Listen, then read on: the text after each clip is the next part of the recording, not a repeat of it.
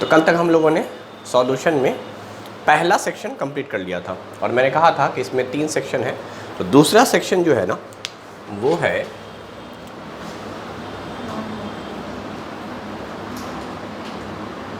Volatile solute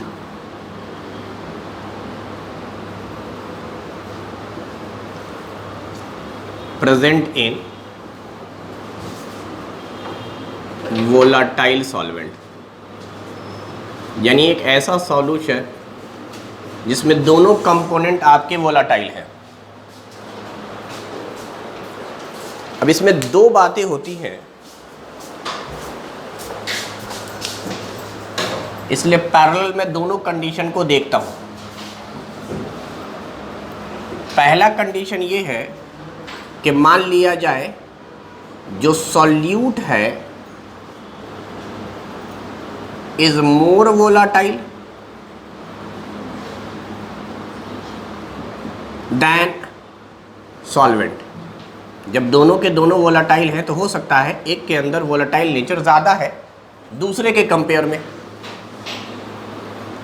पहले case में आपने बोला था कि सॉल्यूट इज मोर वोलाटाइल, तो अब दूसरे केस में हम लोग ये कह सकते हैं सॉल्यूट इज लेस वोलाटाइल।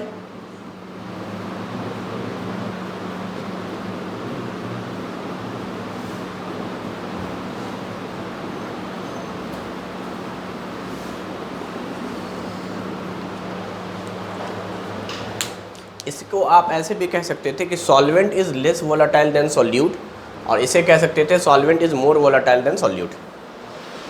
दोनों के दोनों वोलाटाइल हैं, उसमें हमने ये माना कि सॉल्यूट ज़्यादा वोलाटाइल है। ज़्यादा वोलाटाइल का मतलब जल्दी बॉयल हो जाता है। इसके माने एक ये भी हुए कि अगर मैं बात करूं BP is a boiling point of solute और boiling point of solvent,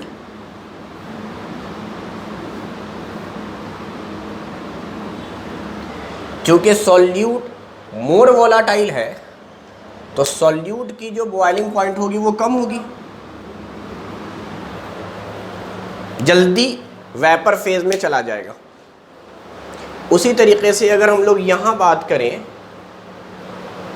boiling point of solute,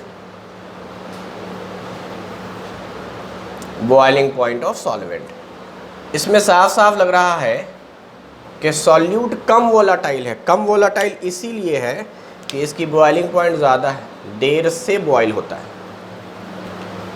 जिसकी बॉइलिंग पॉइंट कम वो जल्दी वो वेपर फेज में चला जाएगा। जो जल्दी वेपर फेज में चला जाएगा यानी वोलाटाइल ज़्यादा है।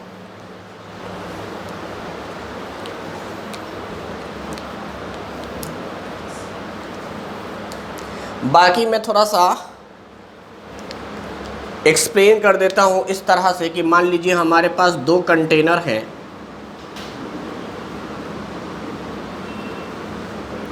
इसमें प्योर सॉल्वेंट लिया गया है। प्योर सॉल्वेंट से मुराद कुछ और है ही नहीं इस कंटेनर में, सिर्फ सॉल्वेंट A है। तो इस वक्त जब आप इसको बॉयल करोगे तो इसका जो वेपर प्रेशर आएगा प्योर स्टेट में कुछ ना कुछ आएगा। हालांकि ये वैल्यू मैंने पहले ही बोला है कांस्टेंट रहती है।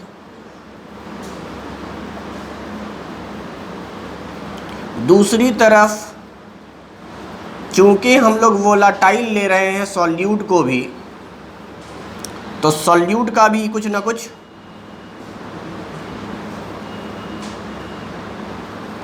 प्योर सॉल्यूट से मुराद सिर्फ B है। इस वक्त इसका भी प्रेशर होगा प्योर वाला, जब कुछ मिक्स नहीं है अकेले अपने कंटेनर में। जब आप इसको बॉयल करोगे तो ये क्लोज कंटेनर होने की वजह से ये यहाँ से अपने सरफेस को एस्केप करेगा, उसके बाद ये दोबारा आकर प्रेशर लगाएगा। इसी को हम लोग कहेंगे vapour pressure of solvent A। यहां पर भी ये एस्केप करेगा, वापस आएगा वेपर प्रेशर ऑफ बी या pure A pure B. Solute solvent अगर प्योर हो तो ये पढ़ाया जा चुका है कि अगर हम मोल फ्रैक्शन निकालें तो ये मोल फ्रैक्शन की वैल्यू 1 होगी, और अगर हम दूसरे कंपोनेंट का यहीं पर मोल फ्रैक्शन निकालें तो 0 आएगा। चूँकि बाइनरी सॉल्यूशन है तो इसके माने यही हो गए कि प्योर में जो कंपोनेंट प्रेजेंट होगा उसका मोल फ्रैक्शन 1 और जो एब्सेंट होगा उसका 0 है ही नहीं, एक भी मोल उसके प्रेजेंट ही नहीं है। तो इतनी बातें तो आसान है। अब देखिए पहला कंडीशन मैंने क्या माना है, the first condition is solute is more volatile.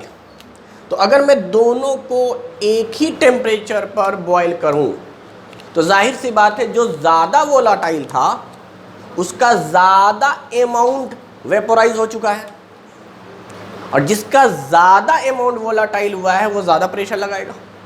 यानी इतनी बात क्लियर हो गई है, यहीं पे चाहें तो इसको मेंशन कर सकते हैं कि चूंकि सॉल्यूट ज़्यादा वोलाटाइल है तो सॉल्यूट का जो वेपर प्रेशर होगा वो ज़्यादा होगा कंपेयर टू सॉल्वेंट। हालांकि दोनों कांस्टेंट वैल्यू हैं, बट हम PB0 और PA0 को कंपेयर कर सकते हैं। हम लोग एक ही साथ ले लेना भाई, एक ही कंडीशन पे दोनों को बॉयल करें, देखें प्रेशर कहाँ ज़्यादा लग रहा है। तो जहाँ ज़्यादा अमाउंट वेपर फेज में चला गया है, ज़्यादा वेपर फेज में कौन जाएगा, जिसकी बॉइलिंग पॉइंट कम है। तो ये दोनों मिक्स होता है और एक सॉल्यूशन के अंदर आ जाता है, और एक्चुअली हमें जो देखना है वो सॉल्यूशन में देखना है, प्योर स्टेट में नहीं देखना। हमें बेसिकली इन दोनों बाइनरी सॉल्यूशन को जो बना हुआ है मोर वोलाटाइल सॉल्यूट का, इसके अंदर टोटल प्रेशर का देखना है हमें, ग्राफ वगैरह और सिस्टम को समझना है। तो ये हमारे पास एक बाइनरी सॉल्यूशन है। Binary solution consist of volatile solute and volatile solvent, both component are volatile, जिसमें बोला जा रहा है कि solute ज़्यादा volatile है solvent के कंपेयर में। खैर यहाँ पर पार्शियल प्रेशर A होगा, यहाँ पर पार्शियल प्रेशर B होगा। बोलिए, ये भी हम अंदाज़ा लगा सकते हैं कि कौन सा पार्शियल प्रेशर ज़्यादा होगा। सिंपल सी बात हो गई, partial pressure B is greater than partial pressure of A।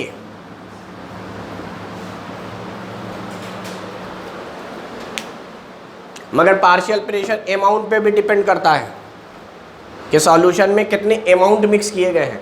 Pure वाले को तो इजीली बोल सकते हैं, इसको आप आसानी से नहीं बोल सकते। अभी आपने कहा था इसलिए मैंने लिख दिया, मगर ये कंडीशन नहीं है।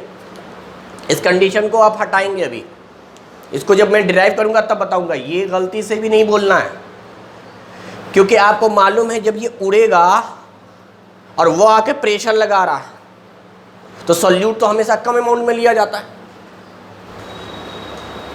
अपने प्योर स्टेट में तो समझ में आ रहा है, लेकिन इस कंडीशन में ज़रूरी नहीं है, यहाँ अमाउंट भी देखा जाएगा। और यही वजह था कि आपने पढ़ा है रॉड्स लॉ के अंदर कि पार्शियल प्रेशर जो होता है अपने मोल फ्रैक्शन के डायरेक्टली प्रोपोर्शनल है, अपने मोल फ्रैक्शन के डायरेक्टली प्रोपोर्शनल है। तो प्योर स्टेट में तो मोल फ्रैक्शन की वैल्यू 1 होती है, इसलिए आराम से आप कंपेयर कर लेते हैं, क्योंकि मोल फ्रैक्शन दोनों का बराबर होता है, प्योर में सॉल्वेंट का भी सॉल्यूट का भी। इसीलिए आप प्योर स्टेट में आसानी से कंपेयर कर पाए। पार्शियल का कंपेयर करने के लिए ग्राफ बनेंगे, फिर इसको समझेंगे। तो अभी पार्शियल नहीं बोलेंगे, सिर्फ बोलेंगे पार्शियल प्रेशर है ये। हाँ, ये ज़रूर बात है कि बाइनरी सॉल्यूशन में अगर आप टोटल प्रेशर लेंगे तो वो हो जाएगा according to Dalton's law the sum of each partial pressure.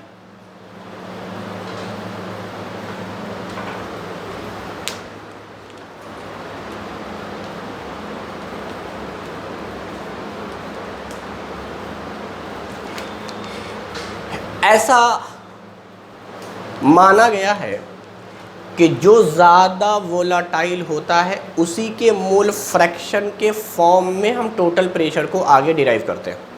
तो मैं इस बात को यहीं पे लिख देता हूँ कि ये P जो कैलकुलेट किया जाएगा या एक्सप्रेस किया जाएगा, total pressure is expressed in terms of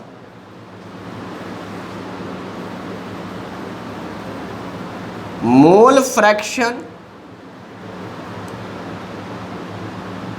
of more volatile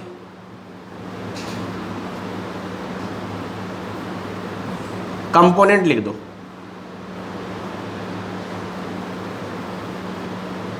जैसे इस वाले केस में ज्यादा वोलाटाइल कौन है? सॉल्यूट। तो सॉल्यूट के मोल फ्रैक्शन में एक्सप्रेस किया जाएगा। तो यहां पर भी तकरीबन वही सारी कंडीशन होगी, मगर बस इतनी बात मैं यहां पर लिखूंगा कि ये है प्योर वाले प्रेशर। कौन वेपर प्रेशर ज्यादा होगा? यहां पे वोलाटाइल ज्यादा कौन है? तो सॉल्वेंट का ज्यादा हो गया। और हर जगह टोटल प्रेशर की वैल्यू यही होगी, PA प्लस PB। अब यहां कोई कंटेनर वंटेनर नहीं बना रहे हैं, सिर्फ समझाने के लिए एक जगह दिखला दिया आपको। अब मैं बस डिराइव कर लेता हूं पहले फॉर्मूला, दोनों तरफ पैरेलल, यानी एकदम आराम से समझिए कि दो कंटेनर था, एक कंटेनर में खाली सॉल्वेंट थे, एक कंटेनर में खाली सॉल्यूट था। इनको मिक्स नहीं किया, पहले ही हमने देखा कि यार अगर मैं टेम्परेचर देता हूँ तो एक ख़ास टेम्परेचर पर लाकर दोनों को हीट कीजिए, चाहे दोनों को 50 पे कीजिए, चाहे दोनों को 100 पे कीजिए, और क्लोज कंटेनर है और उनके वेपर प्रेशर प्योर वाले मेज़र कर लीजिए। तो आप ये पाएंगे कि जो ज़्यादा वोलेटाइल नेचर का था उसका प्रेशर ज़्यादा आ रहा है कम वोलेटाइल वाले से। प्रेशर दोनों का आ रहा है, क्योंकि दोनों वोलेटाइल है, दोनों वेपर फेज में जाएगा और प्रेशर लगाएगा, बट जो ज़्यादा वोलेटाइल है वो उस पर्टिकुलर टेम्परेचर पर ज़्यादा जाएगा, क्योंकि उसकी बॉइलिंग पॉइंट कम है। तो ज़्यादा अमाउंट अगर वेपर फेज में गया है तो प्रेशर भी ज़्यादा लगाएगा भाई। तो इतनी बात समझ में आ जाएगी। उसके बाद आपको दोनों को मिक्स कर देना है। पहले अलग अलग मेज़र करेंगे प्योर वाला, और प्योर वाले का ही समझ में आ जाएगा कि भाई ऑर्डर क्या है, कौन बड़ा कौन छोटा। उसके बाद उनको मिक्स करके एक सॉल्यूशन तैयार कर लेंगे, उस सॉल्यूशन को फिर हीट करेंगे। तो अब इस सॉल्यूशन में चूंकि दोनों वोलेटाइल है, दोनों उड़ेगा और दोनों मिलकर प्रेशर लगाएगा। अब जाहिर सी बात दोनों बराबर प्रेशर नहीं लगाने वाला, PA और PB दोनों बराबर नहीं होंगे। हो सकता है किसी मोमेंट पे बराबर भी हो जाए, लेकिन मुमकिन है कि जो जल्दी उड़ेगा वो प्रेशर जल्दी से और ज़्यादा लगाना शुरू कर देगा। तो कौन कितना उड़ा वो अमाउंट पे भी डिपेंड करेगा, क्योंकि सॉल्यूशन में आपने दोनों को बराबर अमाउंट में मिक्स नहीं किया है। तो देखेंगे आगे क्या होना है नहीं होना है, लेकिन खैर यहाँ तक का सफ़र हो गया। तो अब देखिए स्टार्ट हम कर रहे हैं यहाँ से डिराइव करना। मैंने पहले ही बोल दिया है टोटल प्रेशर को ही हमें एक्चुअली देखना है। प्योर वाले को तो कंपेयर हम लोग नाम पर ही कर लेते हैं कि जो ज़्यादा वोलेटाइल उसका वेपर प्रेशर ज़्यादा, जो कम वोलेटाइल उसका वेपर प्रेशर कम। तो यहाँ तक तो नाम से पता चल जाता है। सॉल्यूट अगर मोर वोलेटाइल है सॉल्वेंट से तो ये कंडीशन आएगी, ये कंडीशन आएगी। बट द क्वेश्चन इज कि सॉल्यूशन के अंदर जब मिक्स किया गया तो total pressure, partial pressure of A और पार्शियल प्रेशर ऑफ, दिक्कत ये है कि पार्शियल प्रेशर मेज़र करना थोड़ा मुश्किल होता है। हम लोग प्योर आसानी से कर सकते हैं, तो हम लोग पार्शियल को कन्वर्ट करते हैं इसके प्योर में। तो अकॉर्डिंग टू रॉल्स लॉ बताया गया है प्योर कांस्टेंट होता है और ये डायरेक्टली प्रोपोर्शनल होता था मोल फ्रैक्शन के पार्शियल प्रेशर। तो पार्शियल प्रेशर ऑफ A की जगह पे लिख सकते हैं प्योर इनटू मोल फ्रैक्शन। फिर इस पार्शियल प्रेशर की जगह लिख सकते हैं प्योर इनटू मोल फ्रैक्शन। बोलिए, यहां जीरो कोई नहीं है क्योंकि दोनों के दोनों वोलेटाइल हैं, तो दोनों का प्रेशर कुछ ना कुछ होगा। अब मैंने ये बताया आपको कि जो ज़्यादा वोलेटाइल है उसी के मोल फ्रैक्शन के टर्म में लाना है। यहाँ दो मोल फ्रैक्शन आ गया, सॉल्वेंट का भी सॉल्यूट का भी। तो हमें क्या करना है, जो ज़्यादा वोलेटाइल है उसके मोल फ्रैक्शन को रखना है। तो ज़्यादा वोलेटाइल कौन है? सॉल्यूट। सॉल्यूट का मोल फ्रैक्शन रखना है, सॉल्वेंट का नहीं रखना। तो सॉल्वेंट को एक्सप्रेस कर दो सॉल्यूट के टर्म में।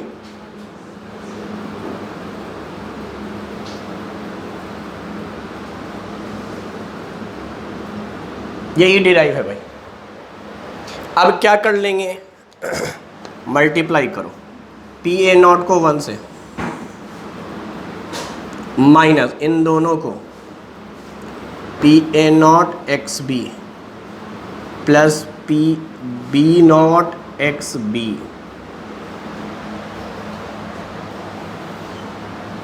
Total pressure P. इसको अगर मैं अरेंज करने की कोशिश करूं तो मैं पहले इसको लिख रहा हूं, फिर इसको मतलब उल्टा करके, P B not X B minus P A not X B, last में प्लस पी ए नॉट।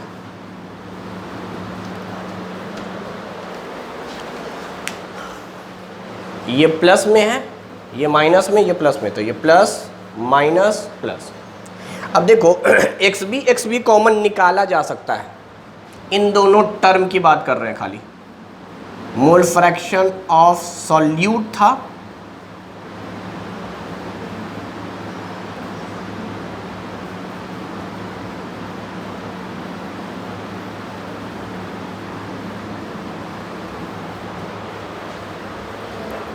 यही हमारा टोटल प्रेशर का एक्सप्रेशन है।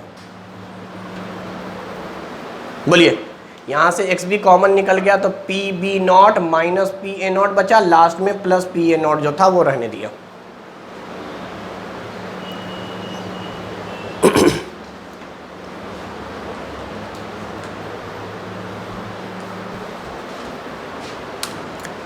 ग्राफ बाद में प्लॉट करते हैं, अभी पहले इक्वेशन को ही समझ लेते हैं। इस बार इधर डिराइव कर रहे हैं तो इस वाले सॉल्यूशन का जो टोटल प्रेशर, तो स्टार्टिंग में हर जगह यही होगा, partial pressure of solvent, partial pressure of solute. चाहे तो फिर से इस पार्शियल प्रेशर को प्योर में कन्वर्ट कर दें, पार्शियल को प्योर में कन्वर्ट करना ही रॉल्स लॉ है।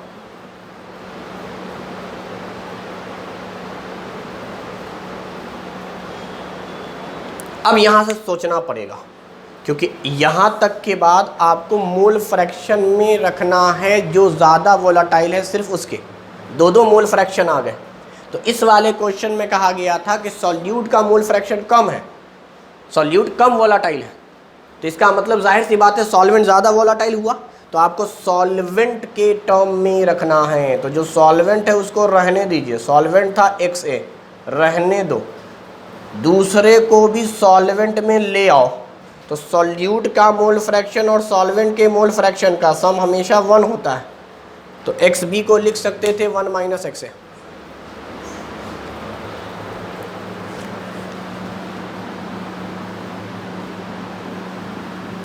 PA नॉट XA प्लस इसको सॉल्व करोगे PB not minus PB not XA। बोलो,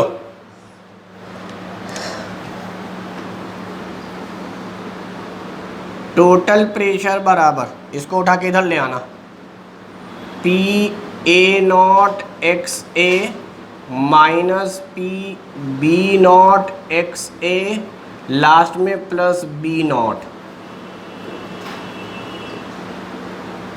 यहाँ से एक्स ए कॉमन निकाल लो, बच जाएगा P A not minus P B not plus P B not.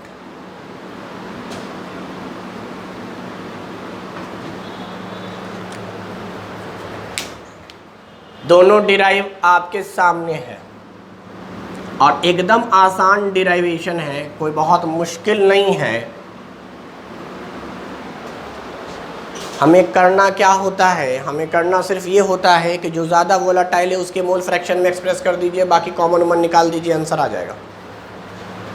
बोलिए, अब समझते हैं कि इस एक्सप्रेशन कि सिग्निफिकेंट मीनिंग क्या है, एक्सप्रेशन क्या कह रहा है। तो एक्सप्रेशन में अगर आप गौर से ध्यान दें यहाँ पर, तो आपको लग रहा है साफ साफ कि यार प्योर में B माइनस ए बोला है। B मतलब सॉल्यूट, सॉल्यूट माइनस सॉल्वेंट। क्यों ऐसा बोला? क्योंकि B बड़ा था A से, तो जो बड़ी वैल्यू है उसी में से छोटी वैल्यू माइनस होगी, तभी वैल्यू पॉजिटिव आएगी। और ओवरऑल टोटल प्रेशर आपका पॉजिटिव में आना चाहिए, निगेटिव में नहीं आना चाहिए। तो पॉजिटिव में लाने के लिए आपको बड़े में से छोटे प्रेशर को घटाना पड़ेगा। बड़ा कौन है? जो ज़्यादा वोलाटाइल था। छोटा कौन है? जो कम वोलाटाइल था। यहाँ पर देखें, यहाँ ज़्यादा वोलाटाइल कौन है? सॉल्वेंट। इसीलिए यहाँ पर जो आ रहा है एक्सप्रेशन उसमें गौर करें, सॉल्वेंट के प्रेशर में से सॉल्यूट का माइनस किया गया है, क्योंकि सॉल्वेंट वहाँ बड़ा था। तो जो बड़े होते हैं उन्हीं के प्रेशर में से घटाया जाता है। और ये एक्सप्रेशन भी ये बात साबित कर रहा है कि ये कंडीशन यहाँ पर है, सॉल्यूट इज मोर वोलाटाइल, तो सॉल्यूट का वेपर प्रेशर ज़्यादा होगा सॉल्वेंट से। यहाँ पर भी यही बात हम लोग लिख सकते थे, vapour pressure of solvent is greater than vapour pressure of solute, क्योंकि सॉल्वेंट ज़्यादा वोलाटाइल है। तो याद करना बड़ा आसान हो जाएगा अगर आप गौर से समझें खाली बातों को। तो डिफरेंस ले लिया करो। डिफरेंस लेना आसान, वो तो डिपेंड करेगा कंडीशन कौन सी है, कौन ज़्यादा वोलाटाइल है, कौन कम वोलाटाइल है। डिफरेंस लेकर उसको मोल फ्रैक्शन के साथ मल्टीप्लाई करना है। मोल फ्रैक्शन हमेशा किसका लेना है? जो ज़्यादा वोलाटाइल था। तो एकदम आसान हो गया, डिफरेंस ले लेना है। डिफरेंस का सिस्टम आपको समझ में आ रहा है, जो ज़्यादा वोलाटाइल वहाँ के प्रेशर से कम वोलाटाइल का प्रेशर, डिफरेंस को मोल फ्रैक्शन से मल्टीप्लाई करना है। लास्ट में जो कम वोलाटाइल है वो भी ऐड कर देना है। तो जो कम वोलाटाइल है वो अकेले ऐड हो जाएगा। लास्ट में जो कम वोलाटाइल है उसको ऐड करना है, क्योंकि एक्चुअली वही माइनस हुआ होगा। तो एक बार माइनस होता है, एक बार प्लस होता है। तो डिफरेंस यहाँ पे हो रहा है, इसलिए इसी को जोड़ देंगे। जो माइनस में लगाएंगे उसी को प्लस करेंगे। तो 2 से 3 बातों का ख्याल रखेंगे, आराम से लिख पाएंगे। अरे समझ में आया नहीं आया? जैसे ये हो गया पहले पूरा, तो इसका कंक्लूजन तो ये बात समझ में आ गई, ये होता है। बाकी इसके कुछ और भी कंक्लूजन के पॉइंट्स हैं, वो जब ग्राफ हम ड्रॉ करेंगे तब बताएंगे कि एक्चुअली है क्या। तो पहला तो ये डिराइव है और वो डिराइव है। ज़्यादातर जो कोर्स में सवाल पूछा जाता है वो ये पूछा जाता है, ये माना जाता है कि सॉल्यूट ज़्यादा वोलाटाइल है। अगर क्वेश्चन में कहीं ये ना लिखा हुआ रहे कि बस इतना लिखा रहे दोनों वोलाटाइल हैं, मगर ये बताया ना जाए कि कौन ज़्यादा वोलाटाइल है, तो एक कन्फ्यूज़न आता है कि सर हम ये वाला केस एज्यूम करें या वो वाला केस एज्यूम करें या दोनों को कंसीडर करें। तो कहते नहीं, केस हमेशा एक ही कंज्यूम किया जाता है, एक ही केस को आप लेकर चलिए। तो एजम्पशन आप करेंगे ये वाला, इसीलिए इसको प्रायोरिटी मानेंगे। Solute is more volatile than solvent, यही एज्यूम करके आपको चलना है। और यहाँ पर अगर वो बोलेगा तब मानेंगे, अदरवाइज नहीं। तो if there is nothing given या nothing mentioned in question which one या which component is more volatile, then always assumed that solute is more volatile than solvent। समझ में आ गई बात? तो इसका ग्राफ थोड़ा समझने वाला है, वो ग्राफ क्या है उसको थोड़ा समझा जाए।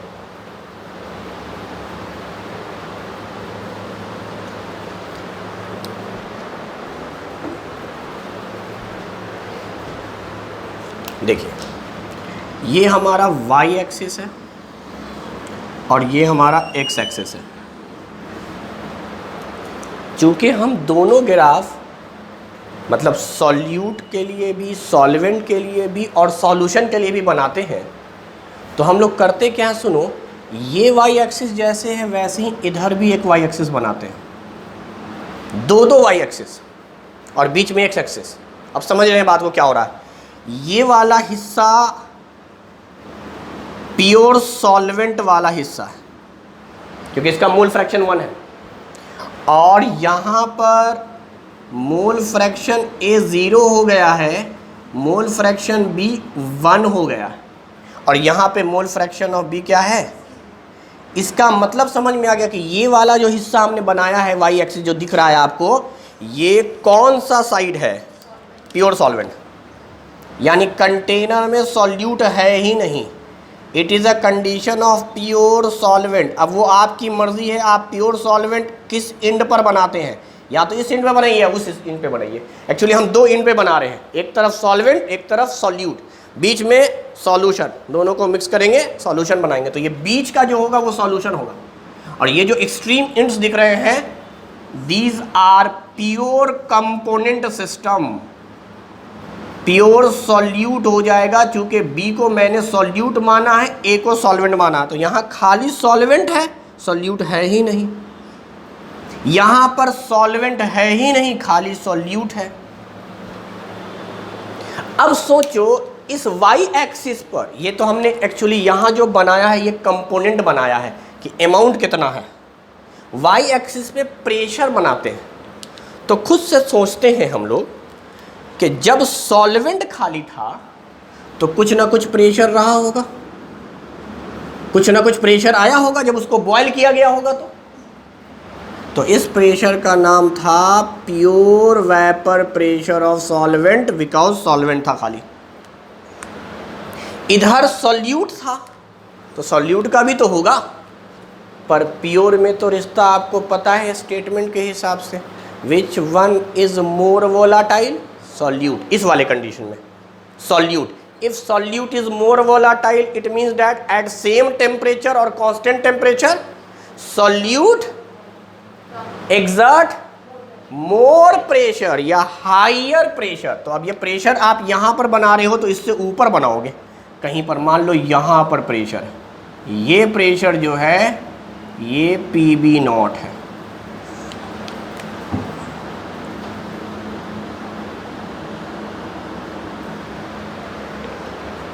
सीधी सी बात है भाई, प्रेशर ज़्यादा हो रहा है तो आपको खुद सोचना है कि जो प्योर वाला है उसका प्रेशर ही तो मेज़र हम कर सकते हैं अलग अलग। तो आप प्योर वाले को मेज़र कर चुके, अब करना क्या है सुनिए। अब कुछ नहीं, इनको आप एक स्ट्रेट लाइन से मिला दीजिए।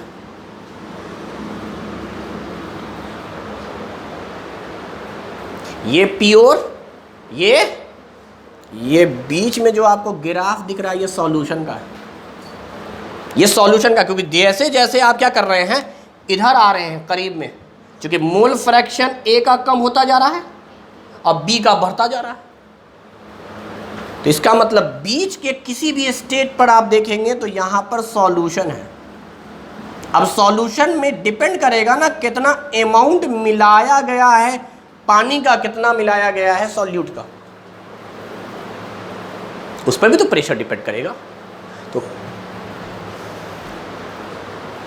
तो ये सॉल्यूशन है, दैट इज A+B।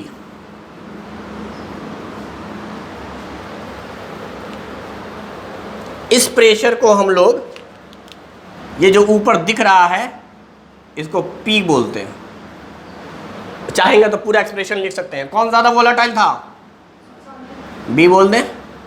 तो यहीं से स्टार्ट करेंगे, B का प्रेशर माइनस A का प्रेशर, जो माइनस किया वही जोड़ दें, ये पूरा एक्सप्रेशन है। हाँ ना बोलो ना यार, कोई दिक्कत? इतनी बात समझ में आई ना आई?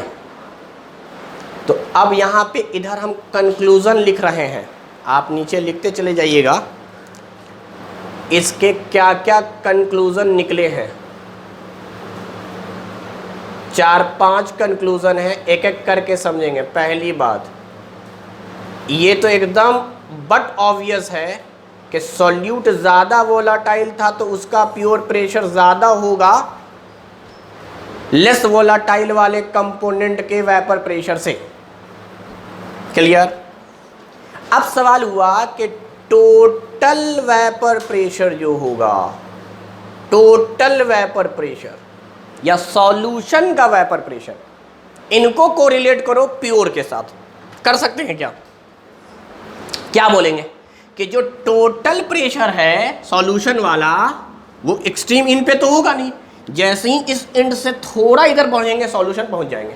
क्योंकि सॉल्यूशन उसको कहते हैं जिसमें सॉल्यूट सॉल्वेंट दोनों हो, और जैसे ही इससे थोड़ा इधर पहुंचेंगे सॉल्यूशन। तो हमें एक बात पता चली ग्राफ से कि यार सॉल्यूशन का जो प्रेशर है ना वो सॉल्वेंट से तो ज़्यादा है लेकिन सॉल्यूट से कम। ग्राफ को समझो, क्या मैं ऐसा कह सकता हूँ कि सॉल्यूशन का वेपर प्रेशर छोटा है जो ज़्यादा वोलाटाइल था उससे।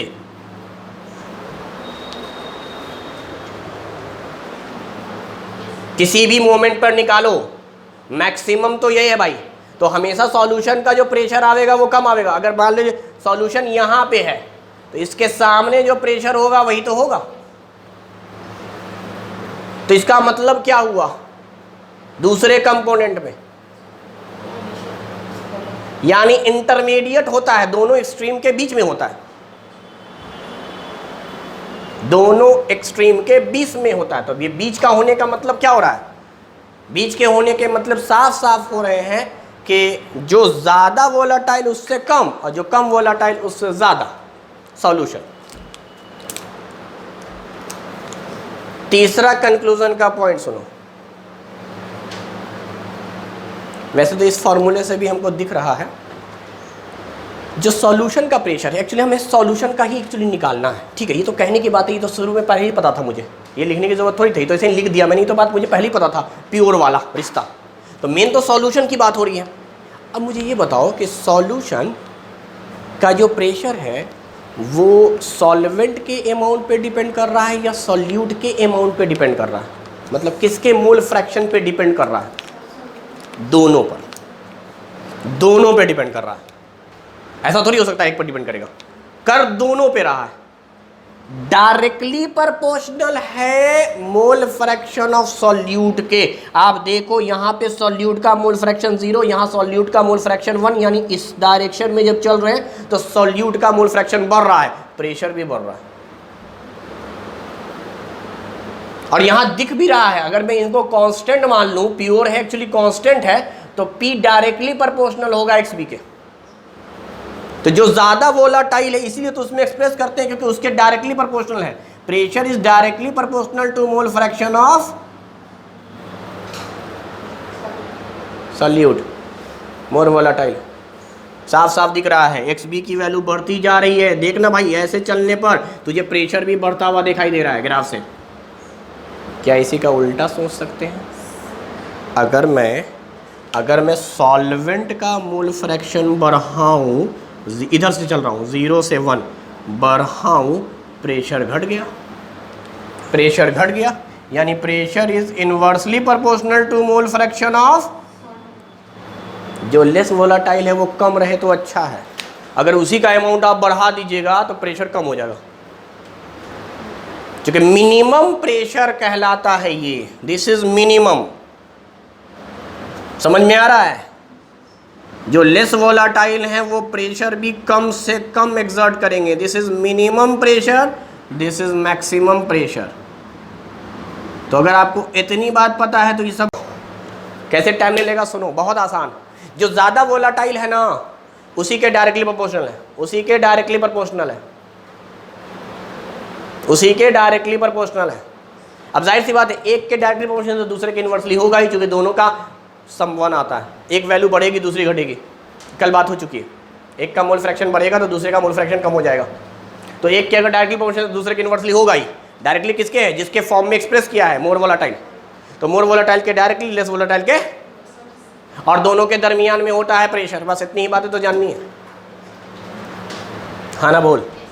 आगे की बातें हम करेंगे थोड़ी देर बाद, पहले हम उधर का ड्रॉ कर लेते हैं ग्राफ, एकदम उसी का अपोजिट बनेगा, इसीलिए दोनों को पैरेलल पढ़ा रहे हैं ताकि आपको समझ में आए कि कंडीशन क्या है। और मैं जानबूझ के ग्राफ का पैटर्न वही रखूंगा, वही रखने का मतलब मैं उस एंड को एक्सट्रीम मानूंगा, इस एंड को एक्सट्रीम मानूंगा, उधर सॉल्वेंट ही रखूंगा, इधर सॉल्यूट ही रखूंगा। वैसे आपकी मर्जी है, आप किसी तरह कुछ भी रख सकते हैं।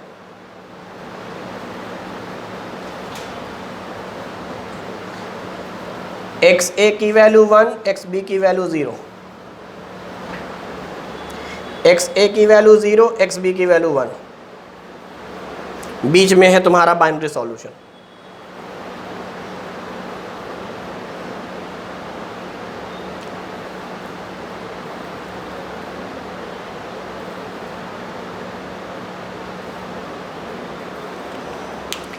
इस बार ज्यादा वोलाटाइल कौन है, सॉल्वेंट। लेस वोलाटाइल कौन है, तो इस बार this is the total pressure, जो ज़्यादा वोलाटाइल था उसी के डायरेक्टली प्रोपोर्शनल होगा मोल फ्रैक्शन के, और आप प्रेशर बड़े में से छोटे को घटाएंगे।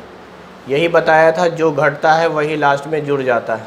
तो आप टोटल प्रेशर का डायरेक्ट एक्सप्रेशन लिखना सीख गए।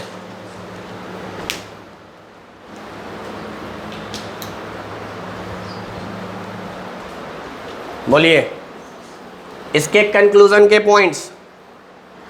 नंबर 1, कंक्लूजन का पॉइंट वही कहानी। Number 1, PA0 greater than PB0। दूसरा पॉइंट, जो प्रेशर होता है वो छोटा होता है PA0 जो ज़्यादा वोलाटाइल है उससे, और बड़ा होता है PB0 से, क्योंकि ये मिनिमम वैल्यू है। मिनिमम, ये मैक्सिमम प्रेशर है, तो सॉल्यूशन इंटरमीडिएट है। तीसरी बात, किसके मोल फ्रैक्शन के डायरेक्टली प्रोपोर्शनल? इस बार सॉल्वेंट के, और सॉल्यूट के इनवर्सली। बोलो ग्राफ समझ में आ रहा है नहीं आ रहा है? इसका ग्राफ बड़ा इंपॉर्टेंट है, लोगों को समझ में नहीं आता है, क्योंकि दोनों एक्सट्रीम एंड समझाए गए हैं। उसके बाद बीच का सॉल्यूशन, यानी इसमें तीनों चीज़ें आ रही हैं, सिर्फ सॉल्वेंट, सिर्फ सॉल्यूट, उसके बाद दोनों को मिक्स करके होमोजीनियस मिक्सचर बनाया गया जिसका नाम सॉल्यूशन है। तो ये पूरा सॉल्यूशन वाले हो गए, और एंड को कहा जाएगा प्योर कंडीशंस। क्या इतनी बात समझ में आती है? अब सुनिए, इसमें 2 बातें और थीं। हम लोग जब बात कर रहे हैं तो ठीक है, प्योर सॉल्वेंट, प्योर सॉल्यूट, ज़्यादा वोलाटाइल सॉल्यूट तो ज़्यादा प्रेशर, और उसके बाद ग्राफ ड्रॉ कर दिया और सॉल्यूशन। अभी तक हम लोगों ने पार्शियल प्रेशर का जिक्र नहीं किया है, और पार्शियल प्रेशर कहाँ आता है तो कहते हैं सॉल्यूशन के अंदर आता है। प्योर केस में पार्शियल तो नहीं होगा, जो टोटल प्रेशर होगा वही प्योर होगा, क्योंकि उसमें और कोई है ही नहीं दूसरा कंपोनेंट। लेकिन सॉल्यूशन में तो 2 कंपोनेंट थे। ठीक है, आपने प्योर के फॉर्म में एक्सप्रेस कर दिया, करना वैसे ही था, और कंपेयर भी कर दिया प्योर के साथ। प्योर के साथ पूरे सॉल्यूशन के प्रेशर को कंपेयर भी कर दिया, उसके मोल फ्रैक्शन के साथ भी कंपेयर कर दिया। बट अगर हम पार्शियल प्रेशर को कंसीडर करना चाहें या ग्राफ से समझना चाहें तो क्या होगा, तो सुनिए पार्शियल प्रेशर का ग्राफ कैसे आएगा। तो आपको ये बात तो अच्छे से पता है कि ये हमारा प्योर है।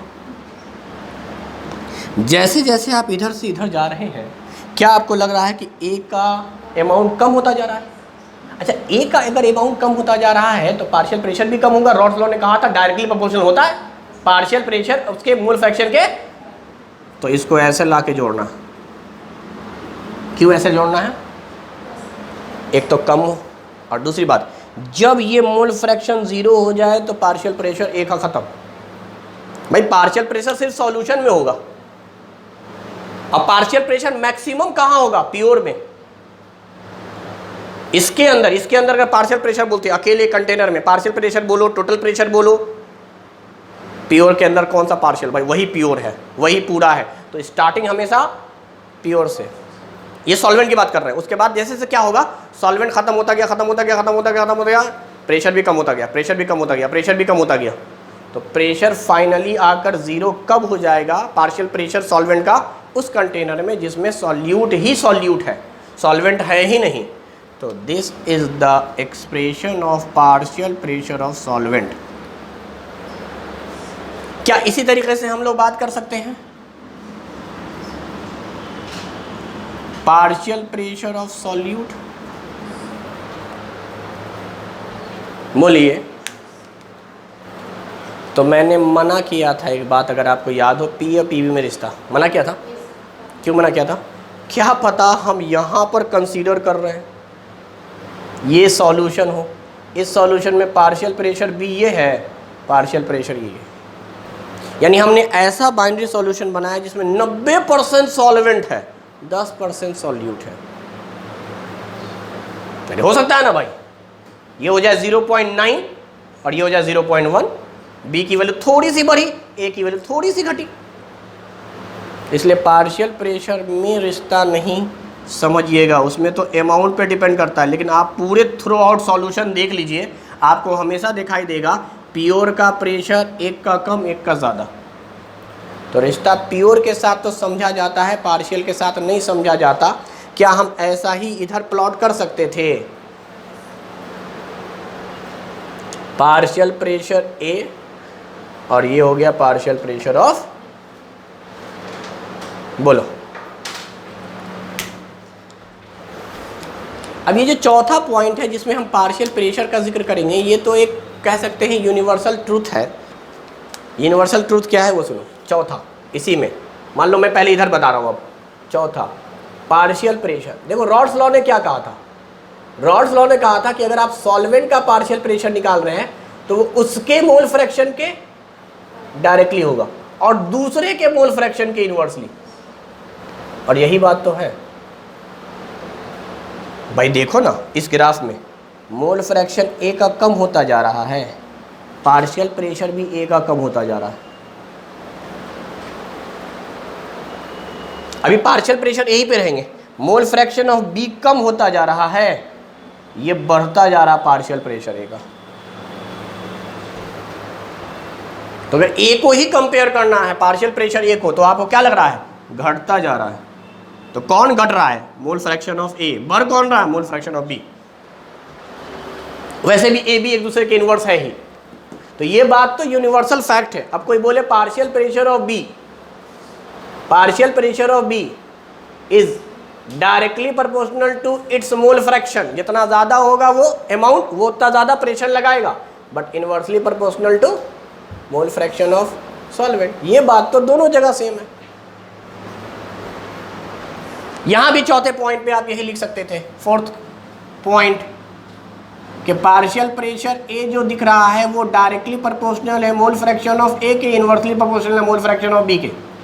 और यहां भी दिख रहा है पार्शियल प्रेशर बी जो है वो मोल फ्रैक्शन बी के डायरेक्टली है, मोल फ्रैक्शन ए के इनवर्सली है। इसलिए फोर्थ पॉइंट उतना इंपॉर्टेंट नहीं है, मगर हाँ वो कन्फ्यूज़न ना हो जो शुरू में मैंने बताया था कि पार्शियल प्रेशर में रिश्ता आप डायरेक्ट नहीं जोड़ेंगे कि ए और बी में कौन बड़ा है, अमाउंट पे डिपेंड करेगा। ए और बी अपने अपने मोल फ्रैक्शन पे डिपेंड करेंगे।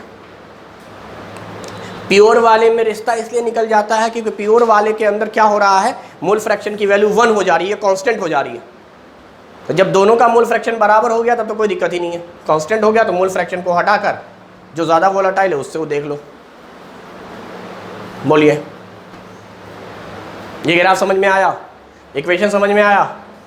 तो यही चीज़ होती है कि जब आप दो वोलेटाइल मिक्सचर को, दो वोलेटाइल कंपोनेंट को एक होमोजीनियस मिक्सचर बनाते हैं तो जो सॉल्यूशन आता है उस सॉल्यूशन का जो प्रेशर होता है वो बीच में आ जाता है, इंटरमीडिएट प्रेशर हो जाते हैं मिनिमम और मैक्सिमम के बीच में। मैक्सिमम वो होगा जो ज़्यादा वोलेटाइल था, मिनिमम वो होगा जो लेस वोलेटाइल था। एक्सप्रेशन लिखा जाता है उसी के टर्म में जो ज़्यादा वोलेटाइल है, मोल फ्रैक्शन, उसके बाद डिफरेंस लेना है और लेस वोलेटाइल वाले को जोड़ देना है। आराम से एक्सप्रेशन आ गया। और यहीं से समझ में आ रहा है कि पी बी नॉट बड़ा होगा पी ए नॉट से, उसके बाद पी डायरेक्टली प्रोपोर्शनल होगा मोल फ्रैक्शन ऑफ बी के, जब इसके डायरेक्टली प्रोपोर्शनल है तो उसके इनवर्सली होगा, और P B not minus P A not, ये वैल्यू आ रही है पी की। इसका मतलब b से छोटी होनी है, डिफरेंस बताया जा रहा है ना, तो इसके इंटरमीडिएट हो गया, इनके बीच में वैल्यू आ गई। पी बी नॉट बड़ा है, उसमें से घटाया है पी ए नॉट, तब आ रही है बात।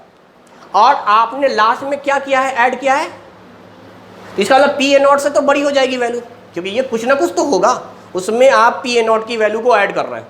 तो ए से बड़ा होगा, बी से छोटा होगा।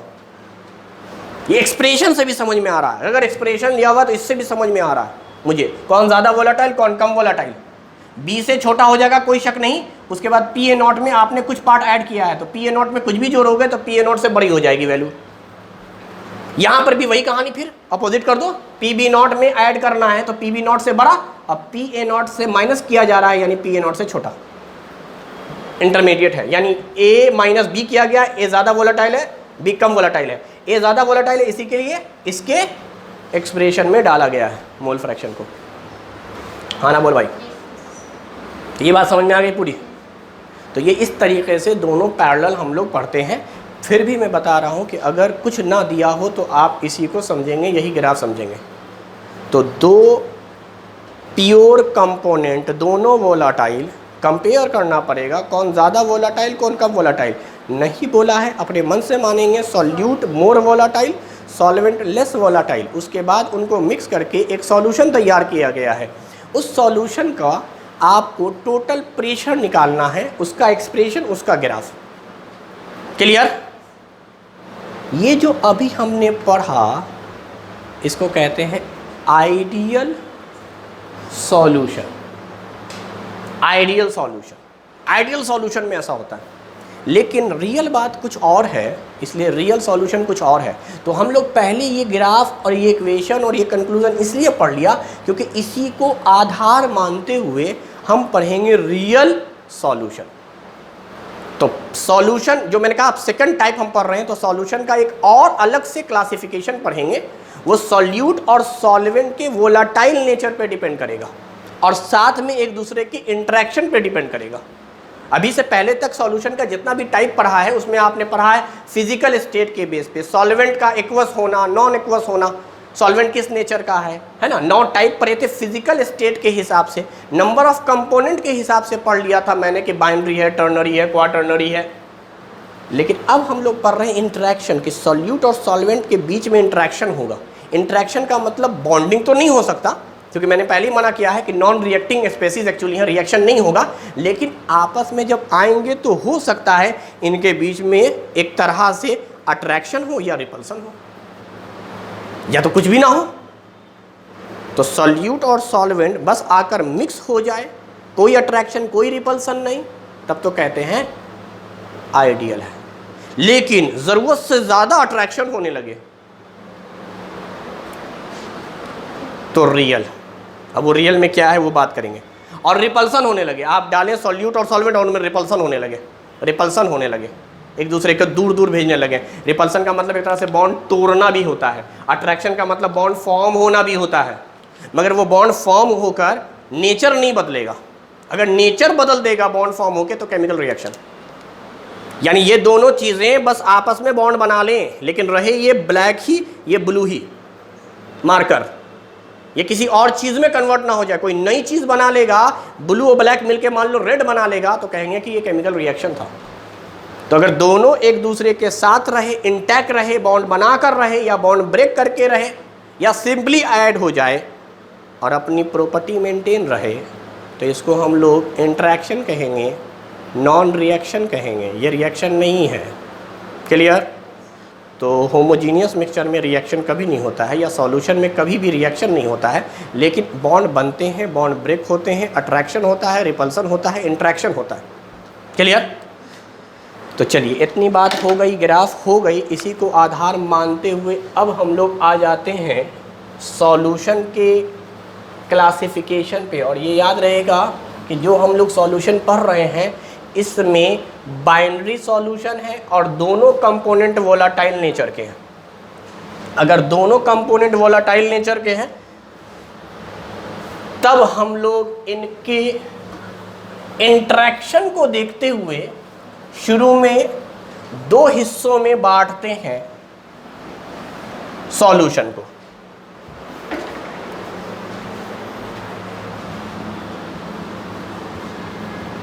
सॉल्यूशन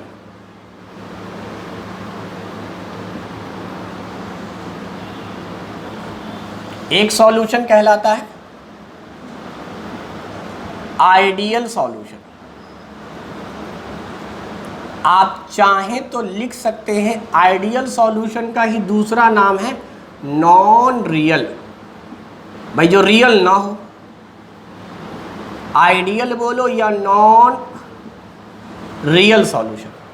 और दूसरी तरफ रियल सॉल्यूशन। क्या इसी रियल सॉल्यूशन को हम लोग कहेंगे non ideal solution?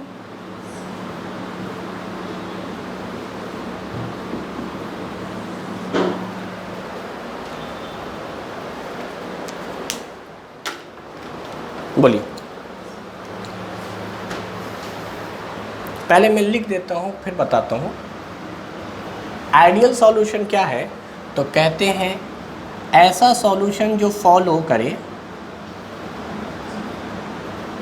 Rawls law को, रॉल्स लॉ को फॉलो करे। अच्छा, रॉल्स लॉ को फॉलो करना क्या है? तो रॉल्स लॉ को फॉलो करना ये है कि जो पार्शियल प्रेशर ए का होगा वो बराबर होगा प्योर और मोल फ्रैक्शन। उसी तरीके से पार्शियल प्रेशर ऑफ बी जो होगा वो प्योर मोल फ्रैक्शन। ये रॉल्स लॉ है और अभी हमने इन्हीं का यूज़ करके फॉर्मूला डिराइव किया था। तो अभी जो हमने ग्राफ व्राफ पढ़ा है वो सब आइडियल का पढ़ा है। तो पहली बात तो ये कि रॉल्स लॉ को फॉलो कर लेगा भाई। दूसरी बात, ये कुछ चीज़ें हैं जो मैं लिख दे रहा हूँ। डेल्टा एच मिक्स 0 होगा, इसका मतलब H before mixing is equal to H after mixing. अभी समझाएंगे क्या है।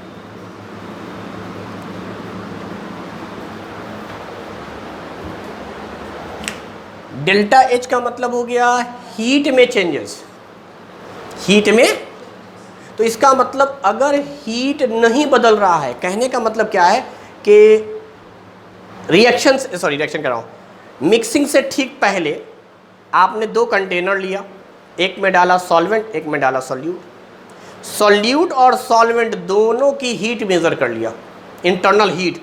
सॉल्यूट की कितनी हीट है, सॉल्वेंट की कितनी है। मैं मिसाल के तौर पर बोल रहा हूँ, एक की हीट आई मान लो 50 यूनिट और दूसरे की आई 30 यूनिट। अब इन दोनों जो इंटरनल हीट है उसको डाला है सॉल्यूशन में, और सॉल्यूशन में आने के बाद उसका जब आपने हीट निकाला तो पाया 80 यूनिट, 80 यूनिट। तो कहा यार दो तो बराबर है। मिक्सिंग से पहले रिएक्टेंट और रिएक्टेंट कराओ, सॉल्वेंट और सॉल्यूट का जो हीट था टोटल, मिक्सिंग के बाद भी वही हुआ। इसका मतलब ना तो ये एंडोथर्मिक है ना तो एक्सोथर्मिक है। अगर एट द एंड हीट बढ़ जाए, हीट एक्स्ट्रा निकलने लगे, तो हम लोग कहते थे एक्सोथर्मिक, और अगर ठंडा हो जाए तो एंडोथर्मिक। समझ में, हीट कम हो जाए, हीट रहे ही ना, तो हम लोग कहते थे एंडोथर्मिक। यार हीट दे ही नहीं रहा है, आपने हीट दिया, वो हीट यूज़ कर लिया गया रिएक्शन करवाने में, मिक्सिंग करने में, तो इसका मतलब यूटिलाइज हो गया, एब्जॉर्ब हो गया, तो हीट कम हो जाएगा। क्लियर? तो कुल मिलाकर बात यह है कि डेल्टा H बराबर अगर 0 आ गया तो ये बात माना जाएगा कि क्या हो रहा है, कोई भी इंटरेक्शन नहीं है। क्योंकि अगर बॉन्ड बनेगा, बॉन्ड ब्रेक होगा, तब हीट रिलीज होगी या हीट एब्जॉर्ब होगी। बॉन्ड बनने में हीट रिलीज होती है, डेल्टा H की वैल्यू माइनस आता है, और डेल्टा H की वैल्यू पॉजिटिव आती है जब एंडोथर्मिक प्रोसेस होता है, बॉन्ड ब्रेकिंग होता है। तो इसका मतलब no bond formation, no bond breaking, means no attraction, no repulsion. इसके माने यही सब होंगे। मतलब नो, क्या लिखें, बॉन्ड फॉर्मेशन, कोई बॉन्ड फॉर्मेशन नहीं होगा। No bond formation means no attraction, no attraction between solute and solvent. Solute और सॉल्वेंट के बीच में कोई अट्रैक्शन नहीं है। ऑल्सो नो बॉन्ड फीजन या breaking means no repulsion between solute and solvent.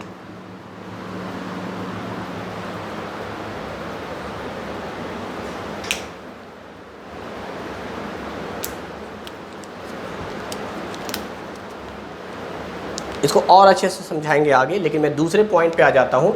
Delta H mix तो 0 हो गया। अब आता है एक और जिसको हम लोग कहते हैं delta V। V stand for volume. Volume का जो मिक्स है वो 0 है। इसका मतलब वही बात, वॉल्यूम बिफोर मिक्सिंग, मिक्सिंग से पहले सॉल्यूट और सॉल्वेंट ने जितनी जगह ली थी, आफ्टर मिक्सिंग। ये भी इंडिकेट कर रहा है कि कोई अट्रैक्शन नहीं हुआ है, कोई रिपल्सन नहीं हुआ है। भाई सॉल्यूट अपने बीकर में जितनी जगह लिए हुए थे, सॉल्वेंट अपने बीकर में जितनी जगह लिए हुए थे, जब वो तमाम एक बड़े से कंटेनर में आएंगे तो सॉल्वेंट उतना ही अमाउंट है ना, सॉल्वेंट का अमाउंट तो बढ़ा नहीं, उतना ही लेगा और सॉल्यूट भी उतनी ही जगह लेगा। समझ में आ रही बात? अगर एक कंटेनर है हमारे पास, उसमें है 5 लीटर वाटर और दूसरे में है 3 लीटर एल्कोहल, तो एल्कोहल ने 3 लीटर, यानी सारे एल्कोहल आपस में जो भी बॉन्ड, हाइड्रोजन बॉन्ड वगैरह बना उना के, इंटरमोलिकुलर हाइड्रोजन बॉन्ड बनता है एल्कोहल में भी और वाटर में भी। बहरहाल ऐसे समझाने बोल रहा हूँ। तो अगर वाटर में है 5 लीटर और उधर है एल्कोहल 3 लीटर और आपने दोनों को मिक्स किया और इनका आपस में अट्रैक्शन रिपल्सन नहीं है, किसका? एल्कोहल का और वाटर का, तो कहेंगे 8 लीटर जगह है। अगर सोचो अट्रैक्शन हो जाता तो 8 से थोड़ा कम, और रिपल्सन हो जाता तो 8 से बढ़ जाता। तो यहाँ पर एग्जैक्टली 8 ही है, रिएक्शन से पहले भी 8, रिएक्शन के बाद भी 8, तो फाइनल माइनस इनिशियल करोगे तो 0 आएगा। 8 - 8 0। तो इसका मतलब ये भी बता रहा है कि ना तो बॉन्ड फॉर्मेशन हुआ है, ना तो बॉन्ड फ्यूजन हुआ है, ना तो एंडोथर्मिक प्रोसेस है, ना तो एक्सोथर्मिक प्रोसेस है, इसलिए हीट निकली उकली नहीं है, डेल्टा H माइनस है। बोलिए कोई दिक्कत? आगे एक बात और समझते हैं। इसके माने हो रहे हैं, इन दोनों के माने ये भी हो रहे हैं कि जो सॉल्यूट सॉल्यूट के बीच का इंटरेक्शन है, जो खाली प्योर सॉल्यूट वाले कंटेनर में था, सॉल्वेंट सॉल्वेंट के बीच का जो इंटरेक्शन है और सॉल्यूट सॉल्वेंट के बीच का जो इंटरेक्शन है, सब बराबर है। इसीलिए तो कोई अट्रैक्शन नहीं हुआ। सॉल्यूट सॉल्यूट एक जैसा रह रहा था, सॉल्वेंट सॉल्वेंट एक जैसा रह रहा था, ये भी दोनों मिक्स होके सॉल्यूशन में आया तब भी एक जैसा रह रहा है, कोई इंटरेक्शन नहीं। समझ में आ रही बात? तो इसका मतलब ऊपर लिख देता हूं मैं, या चलो यहाँ इसी में जगह नहीं, मैं ऊपर लिख दे रहा हूं, interaction between solute solute, pure solute वाले कंडीशन में, solute solute comma solvent solvent, अपने अपने बीकर के अंदर भी तो इंटरेक्शन रहा होगा। अब ये दोनों मिक्स होकर जब आए होंगे सॉल्यूशन में, तो सॉल्यूट सॉल्वेंट, इन सब के बीच का इंटरेक्शन आइडियल है, या यूँ समझे आइडेंटिकल है, एक जैसा है, सेम है। तो इंटरेक्शन बिटवीन आर आइडेंटिकल और सेम, सिमिलर जो कहना कहिए, और इसको इस तरह दिखलाया जाता है, सॉल्यूट सॉल्यूट यानी बी और बी के बीच का वो बराबर होगा सॉल्वेंट सॉल्वेंट के बीच का इंटरेक्शन, वो बराबर होगा सॉल्यूट सॉल्वेंट या सॉल्वेंट सॉल्यूट के बीच का इंटरेक्शन। तो इंटरेक्शन सब बराबर है, बहुत ज़्यादा करें तो ये घेर दें, ये बी बी जो बनाया है सॉल्यूट सॉल्यूट बनाया है, ए जो बनाया है सॉल्वेंट सॉल्वेंट बनाया है, ए बी जो बनाया है वो सॉल्वेंट सॉल्यूट के बीच का इंटरेक्शन बनाया है, बिल्कुल आइडियल होता है, आइडेंटिकल होता है।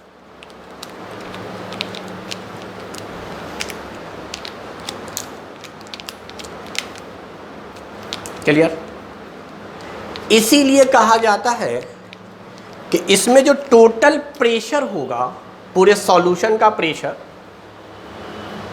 जो पूरे सॉल्यूशन का प्रेशर आएगा वो क्या आएगा? जब सारे लॉ को फॉलो कर रहा है तो जो प्रेशर ऑफ सॉल्यूशन होगा वो बराबर होगा मोल फ्रैक्शन ऑफ बी। मैंने कहा ना वो मोर वोलेटाइल सॉल्यूट मान लीजिएगा, नहीं कुछ होगा तो,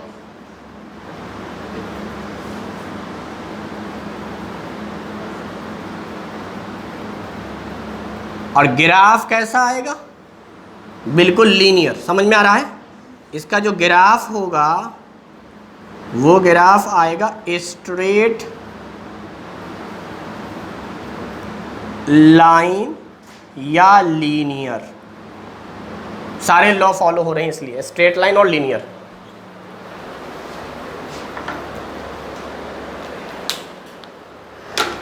इसको क्या कहेंगे, जो बेसिकली दूसरी तरफ चलें तो बस अपोजिट कर दें कि डू नॉट फॉलो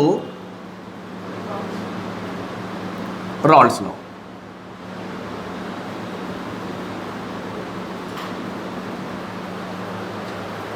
मतलब स्ट्रिक्टली फॉलो नहीं करेगा, कुछ हद तक फॉलो कर सकता है, मगर हर टेम्परेचर पर और हमेशा और बहुत वाइड रेंज ऑफ सॉल्यूशन के लिए फॉलो नहीं करता है। स्मॉल रेंज के लिए कुछ पर्टिकुलर टेम्परेचर तक तो फॉलो कर सकता है, ऐसी बात नहीं कि नहीं करेगा, मगर डिविएशन होना शुरू हो जाएगा। तो बहुत शॉर्ट ड्यूरेशन के लिए पॉसिबल है कि रॉल्स लॉ फॉलो हो जाए, but through out the solution possible नहीं है, हमेशा टेम्परेचर पे फॉलो नहीं करेगा। तो do not follow Rawls law strictly, ठीक है ना। और रॉल्स लॉ क्या था वो समझ में आ गया था आपको। पी ए नॉट बराबर था पी ए नॉट एक्स ए के, अगर बराबर हो जाता तो फॉलो हो जाता। पी बी को भी लिखेंगे नॉट बराबर, जब जाहिर सी बात है ये दोनों बराबर नहीं आ रहा है, यानी इसकी जगह पे एग्जैक्टली ये नहीं लिख सकते, इसकी जगह पे एग्जैक्टली ये, तो भाई इन्हीं दोनों के मदद से तो हम टोटल प्रेशर डिराइव करके लाए थे। तो हम टोटल प्रेशर को भी नहीं बोल सकते mole fraction of B, mole total pressure का एक्सप्रेशन ऐसे लिखा जा सकता है जहां मोर वोलाटाइल सॉल्यूट है, तो ये बराबर नहीं होगा। जब रॉल्स लॉ फॉलो नहीं किया तो पार्शियल प्रेशर ही बराबर नहीं हो रहे हैं प्योर के। अब पार्शियल प्रेशर को ही प्योर में कन्वर्ट करके ये डिराइव किया था, तो ये भी बराबर नहीं आएगा। क्लियर।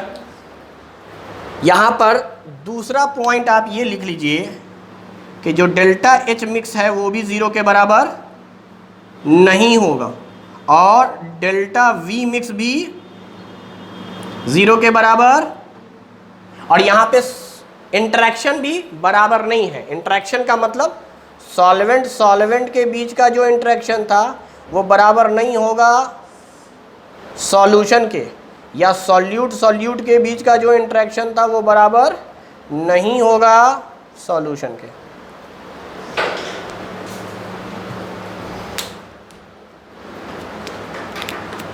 तो हम लोग नेक्स्ट क्लास में पढ़ेंगे। सिर्फ आपको आज ये बता दें कि आइडियल में सब कुछ बराबर, interaction delta H delta we दोनों का दोनों ज़ीरो के बराबर, और साथ में फॉलो कर रहे हैं सारे लॉ को। ग्राफ लीनियर आ रहा है, स्ट्रेट लाइन आ रहा है, कोई कर्व नहीं, कुछ भी नहीं। रियल सॉल्यूशन या नॉन आइडियल सॉल्यूशन में क्या है कि सारा का सारा नॉट इक्वल टू कर दीजिएगा, यानी इंटरेक्शन बराबर नहीं है। अच्छा, जब आप लिखते हैं नॉट इक्वल टू के बराबर नहीं है तो दो ही पॉसिबिलिटी होती है, या तो ग्रेटर हो या लेस हो। यानी पी ए की वैल्यू अगर बराबर नहीं है इसके, तो अब दो बातें हो सकती हैं, पी ए या तो ग्रेटर हो या पी ए स्मॉलर हो, पी बी ग्रेटर हो या पी बी स्मॉलर हो, यही दो कंडीशन है ना। तो यहाँ पर भी आइडियल सॉल्यूशन कल हम बात करेंगे कि चूँकि फॉलो नहीं कर रहा है, तो अब दो सिचुएशन हो सकती है, या तो पार्शियल प्रेशर की वैल्यू बड़ी होगी या छोटी होगी। इससे अगर बड़ी हो गई तो पॉजिटिव डिविएशन, डिविएशन की वजह से बड़ी हुई है, या डिविएशन की वजह से छोटी हुई। डिविएशन का मतलब होता है कि वो पाथ को फॉलो ना करे, वो जो स्ट्रेट लाइन कर्व है उसको फॉलो नहीं करेगी। अगर फॉलो कर लेता तो रॉल्स लॉ फॉलो हो जाता, इक्वल बना देते। तो डिविएट कर रहे हैं आप, इक्वल तो नहीं है, अब इक्वल से कितना दूर जा रहे हैं, अब वो दूर पॉजिटिव भी हो सकता है, नेगेटिव भी हो सकता है। तो इसीलिए हम लोग पढ़ेंगे, तो यहाँ पढ़ेंगे दो तरह का सॉल्यूशन, एक positive deviation from Raoult's law, एक negative deviation from Raoult's law. अब निगेटिव डिविएशन में क्या होगा वो सुन लीजिए, हर चीज़ निगेटिव होगी। हर चीज़ निगेटिव होने का मतलब क्या, delta H mix negative, delta we negative, समझ में आ रही बात। और डेल्टा वी पॉजिटिव हो जाए या डेल्टा एच मिक्स पॉजिटिव हो जाए तो वो पॉजिटिव डिविएशन। समझ पाए नहीं समझ पाए? तो निगेटिव डिविएशन और पॉजिटिव डिविएशन ज़्यादा बेहतर हमारे लिए क्या है, निगेटिव डिविएशन या पॉजिटिव डिविएशन? हमारे लिए बेहतर क्या है, निगेटिव डिविएशन वाला सॉल्यूशन या पॉजिटिव डिविएशन वाला सॉल्यूशन? पढ़ के आइएगा, इस सवाल को कल बताया जाएगा कि निगेटिव डिविएशन ज़्यादा आपके लिए बेहतर है या पॉजिटिव डिविएशन ज़्यादा बेहतर है। मगर सिर्फ इतना बात आप सुनते जाइए कि निगेटिव डिविएशन कब आता है, पॉजिटिव डिविएशन कब आता है। निगेटिव डिविएशन तब आता है जब सॉल्यूट सॉल्वेंट को मिक्स करते हैं, उनमें इंटरेक्शन हो जाता है, मतलब अट्रैक्शन, एक नया बॉन्ड फॉर्म हो जाता है, इसीलिए वॉल्यूम कम हो जाता है। वॉल्यूम कम हो जाता है तो फाइनल वॉल्यूम कम है, इनिशियल ज़्यादा। मैंने कहा था 5 लीटर वाटर 3 लीटर एल्कोहल, दोनों आती और उनमें कोई अट्रैक्शन कोई रिपल्सन नहीं होता, तो वो 5 ही वाटर जगह लेते हैं 5 लीटर का, और एल्कोहल 3 अपना लेते, आराम से मिक्स हो जाते, 8 लीटर का सॉल्यूशन मिल जाता। This is called ideal. लेकिन हुआ क्या कि वाटर और अल्कोहल जैसे ही आया, ये नज़दीक नज़दीक बॉन्ड बनाने लगा आपस में, इंटरमॉलिक्यूलर हाइड्रोजन बॉन्डिंग, तो ये करीब आया। एक तो हुआ बॉन्ड फॉर्मेशन, तो हीट रिलीज हुई, तो फाइनल डेल्टा एच आप क्या लिखेंगे, माइनस। निकलने का मतलब माइनस होता है, गेन करने का मतलब होता है प्लस, तो डेल्टा एच माइनस हो गया। This is negative deviation. दूसरी बात, जब ये करीब करीब आए तो अब इनका वॉल्यूम 8 नहीं होगा बल्कि 7 होगा, 6 होगा। ये करीब आए हैं, बॉन्ड का फॉर्मेशन हुआ, तो सॉल्यूशन के अंदर आपने देखा मिक्सिंग के बाद वॉल्यूम, और सॉल्यूशन से पहले जब अकेला प्योर कंपोनेंट था तो दोनों का मिलाकर देखेंगे, दोनों कंटेनर का, तो 8 लीटर। तो आप हमेशा चेंज मानते हैं फाइनल माइनस इनिशियल, मतलब 7 माइनस 8 दैट इज -1, तो निगेटिव में आ रहा है, डेल्टा चेंज निगेटिव में आ रहा है। वॉल्यूम का निगेटिव आना ये बात नहीं बता रहा है कि निगेटिव आ रहा है, वो चेंज निगेटिव है कि पहले ज़्यादा था, सॉल्यूशन में कम हो गया। कम तभी होगा जब बॉन्ड का फॉर्मेशन होगा। अरे समझ में आई बात, नहीं आई? जब बॉन्ड का फॉर्मेशन हो रहा है तो ये वेपर प्रेशर लगाएगा ही नहीं, तो इसीलिए पीए की वैल्यू कम हो जाएगी। अगर आराम से जा रहा होता तब तो अपने अमाउंट के डायरेक्टली प्रोपोर्शनल होता। अब अमाउंट से मतलब नहीं है, अब तो इनके बॉन्ड से मतलब। अब ये जुड़ के बॉन्ड बन गया, पहले हीट दे के इनका बॉन्ड तोड़ो, फिर इनको अलग करो, फिर उड़ाओ, तो वेपर प्रेशर क्या हो गया, इसका कम हो गया, लेस हो गया। तो हर चीज़ लेस हो जाती है, वेपर प्रेशर भी कम हो जाए, ये भी कम, ये भी कम, तो टोटल प्रेशर ऑफ सॉल्यूशन भी कम, क्योंकि सॉल्यूशन के अंदर अब सॉल्यूट सॉल्वेंट के बीच में एक नया बंधन बन गया है, एक स्ट्रॉन्ग बॉन्ड बन गया है। अब ये सॉल्यूशन एक्स्ट्रा प्रेशर नहीं लगा पाएगा, पहले इस बॉन्ड को ब्रेक करना होगा हमें, तब प्रेशर लगाएगा। तो ये निगेटिव डिविएशन की पूरी कहानी है, कल एक्सप्लेन करेंगे। पॉजिटिव में आते हैं। पॉजिटिव में क्या होगा कि जैसे ही आपने सॉल्यूट सॉल्वेंट को मिक्स किया, इनमें रिपल्सन होने लगा, दूर दूर भागने लगे, दूर दूर भागने लगे, बल्कि सॉल्यूट सॉल्यूट के बीच का भी बॉन्ड टूट गया, सॉल्वेंट सॉल्वेंट के बीच का भी बॉन्ड। जब दूर भागेंगे तो जाहिर सी बात है वॉल्यूम बढ़ जाएगा, और ये बॉन्ड तोड़ने के लिए we need heat. This is a endothermic process plus, क्योंकि बॉन्ड टूटा है, जैसे ही रिपल्सन हुआ बॉन्ड टूटा, बॉन्ड टूटा मींस इंडोथर्मिक प्रोसेस हो गया। Bond breaking is endothermic process, delta H की वैल्यू पॉजिटिव, और साथ में वॉल्यूम भी इंक्रीज कर गया। 5 और 3 मिलाया था, मालूम हुआ कंटेनर में आके ये 10 लीटर। क्यों? बीच में बॉन्ड वॉन्ड टूट के मॉलिक्यूल दूर दूर जा रहे हैं। अब मॉलिक्यूल चूँकि दूर दूर जा रहे हैं तो अब उनको वेपर फेज में जाने में आसानी, वेपर फेज में जाने में, तो इसका मतलब है पार्शियल प्रेशर बढ़ गया, पूरे सॉल्यूशन का प्रेशर बढ़ गया। स्ट्रेट लाइन कर्व नहीं, मतलब स्ट्रेट लाइन ग्राफ नहीं आएगा, कर्व ग्राफ आएगा। तो ये पॉजिटिव डिविएशन में बॉन्ड टूटते हैं, इसलिए पॉजिटिव से याद रखिएगा, दूर भेजना है आपको, तब वॉल्यूम बढ़ेगा। और प्लस का मतलब होता है डेल्टा एच की वैल्यू प्लस, प्लस का मतलब इंडोथर्मिक, इंडोथर्मिक में बॉन्ड टूटता है तो हर चीज़ बढ़ जाएगी। और बॉन्ड अगर फॉर्म हो गया ना, तब एक्सोथर्मिक प्रोसेस, डेल्टा एच की वैल्यू निगेटिव, नज़दीक आ गए हैं मॉलिक्यूल, करीब करीब आ गए हैं मॉलिक्यूल, तो इनको बॉयल करना मुश्किल। पहले आप टेम्परेचर देके अलग अलग करो, फिर वेपोराइज होंगे। पूरी कहानी समझ में आ गई? तो जब कल आएंगे तब फिर हम इसका फर्दर क्लासिफिकेशन करेंगे। लेकिन आपके लिए यही होमवर्क है कि आप हमें कल बताएंगे आकर कि कौन सा सॉल्यूशन आपके लिए ज़्यादा अच्छा है, positive deviation of Raoult's law या negative deviation from Raoult's law, which solution is more beneficial for us. ठीक है?